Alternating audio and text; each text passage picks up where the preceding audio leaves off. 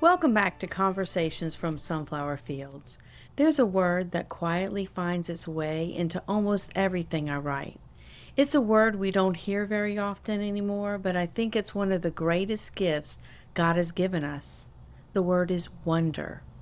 I've spent many years teaching children, and the one thing that I've learned is that young children are naturally filled with wonder. They ask questions that adults often overlook, not because they're trying to be difficult, but because they're trying to understand the world God created. Why do birds sing before the sun comes up? Why are there no two leaves exactly alike? Why do stars only appear at night? Why does God make butterflies so different from caterpillars? Those questions may seem simple, but I don't think they're insignificant. In many ways, they're the beginning of discovery. When we open the Bible, we find that God never asks us to turn from His creation. Instead, He continually uses it to reveal His character. The heavens declare His glory. The flowers of the field remind us of His care. The birds of the air remind us of His faithful provision. Creation has always been one of God's classrooms. Perhaps that's why children are so naturally drawn to it. They're still paying attention. As adults, life becomes busy. We hurry from one responsibility to the next, and before long we begin looking without really seeing.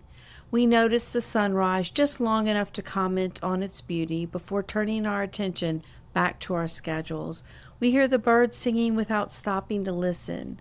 We walk past thousands of reminders of God's creativity every single day. And children haven't learned to do that yet. They stop, they notice, they ask questions.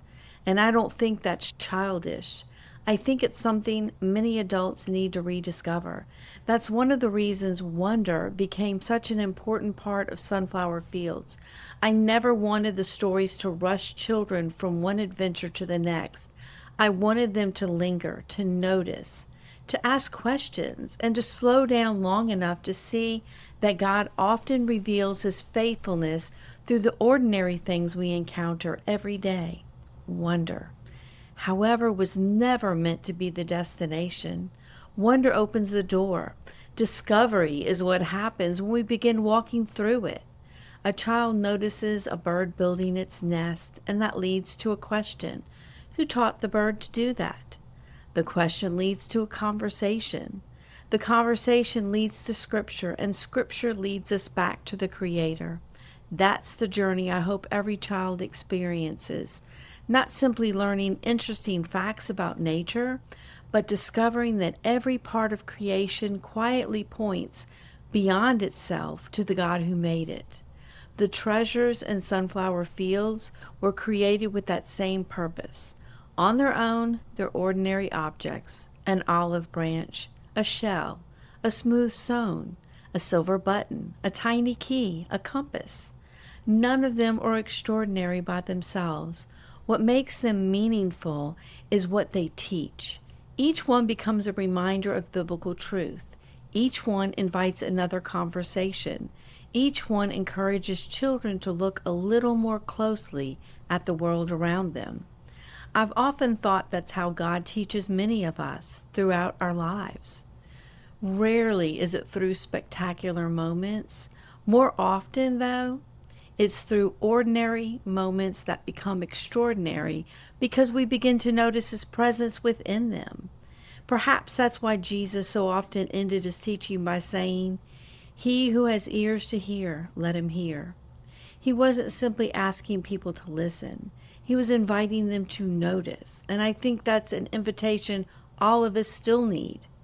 As we spend these first few conversations together, you may have noticed that Sunflower Fields isn't really trying to entertain children. It's inviting families into a different way of seeing, a slower way, a more thoughtful way, a way that notices God's fingerprints in places we might otherwise overlook. That's my hope for every family who visits Sunflower Fields. Not that they'll leave impressed by a story, but that they'll leave noticing God a little more than they did before they opened the first page. Thank you for joining me for another conversation from Sunflower Fields. Next time, I'd love to introduce you to the friends who'll call Sunflower Fields home and share why each one was created with a unique purpose.